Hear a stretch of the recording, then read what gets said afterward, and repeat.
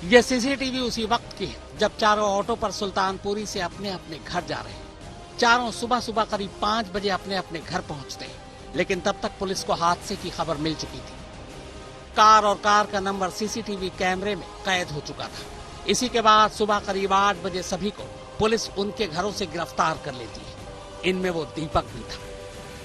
बाद में पांचों पुलिस को यही बयान देते हैं कि दीपक कार चला रहा था और नशे की हालत में उनसे यह हादसा हो गया। पुलिस भी उनके बयान को सच मान लेती है, मगर बाद में जब अंजलि केस को लेकर लोगों का गुस्सा फूटता है और मीडिया में खबरें हेडलाइंस बन जाती हैं, तब पुलिस हरकत में आती है। इसी दौरान पुलिस जब कार ड्राइवर दीपक से सख्ती से पूछताछ करती है, तब दीपक टूट जाता है। उसे वैसे भी पहले से नहीं पता था कि हादसा किस तरह का हुआ।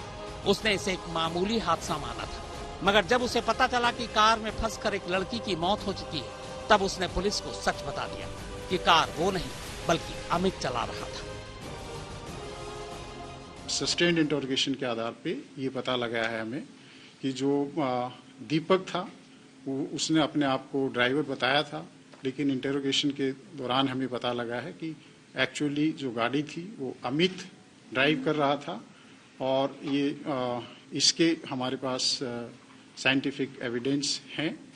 और 2 लोग जिन्होंने ये आइडेंटिटी किसी की कंसील करने की कोशिश की थी, ये ड्राइवर नहीं था अमित, उसके जो सहयोगी हैं उनको इस केस में अक्यूज बनाया गया है। दीपक के इस बयान के बाद पुलिस अब उसके कॉल डिटेल खंगालती है। तब उसे पता चलता है कि 31 दिसंबर की रात 11:15 बजे से लेकर 1 जनवरी की सुबह तक दीपक के मोबाइल का लोकेशन उसका अपना घर था, जबकि इसी दौरान अमित, मिथुन, कृष्ण और मनोज मित्तल का लोकेशन मुरथल से लेकर सुल्तानपुरी अलग अलग जगह दिखा रहा था।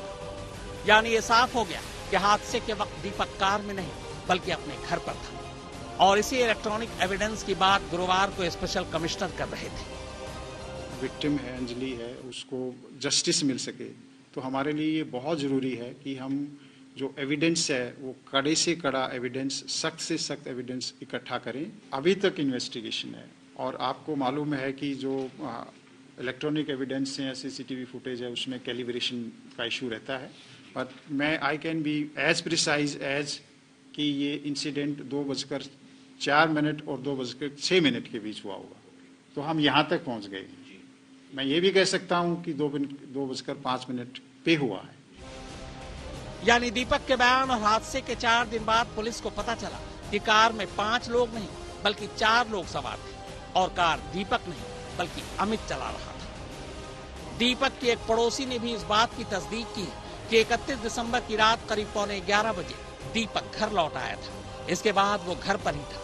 फिर तड़के करीब 3:30 बजे कुछ लोग आए और दीपक को अपने साथ जल्दबाजी में ले गए। यानी तड़के दीपक को जगा कर ले जाने वाले कोई और नहीं बल्कि उसका अपना कजन अमित, मनोज मित्तल, मिथुन और कृष्ण थे। 6 भाई बहनों में घर की दूसरी सबसे बड़ी बेटी अंजलि उत्तर पश्चिमी दिल्ली के मंगोलपुरी के इस छोटे से घर में रहा करती थी। पिता की मौत 8 साल पहले हो चुकी है। बड़ी बहन की शादी हो चुकी है और वो अपने पति के साथ ससुराल में अलग रहती है। बाकी सभी भाई बहन अंजलि से छोटे हैं।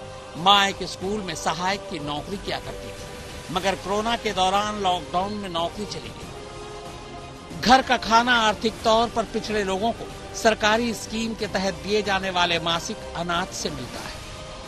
घर के खर्च की सारी जिम्मेदारी अंजलि पर थी। अंजलि ने मोहल्ले में ब्यूटिशियन का कोर्स किया। वो मोहल्ले में शादी ब्याह या दूसरे फंक्शन में महिलाओं और लड़कियों की मेकअप कर पैसे कमाती थी। घर का खर्च चलाने के लिए पार्ट टाइम शादियों में मेहमानों का स्वागत करने और उन पर फूल बरसाने का काम भी अंजलि ने किया।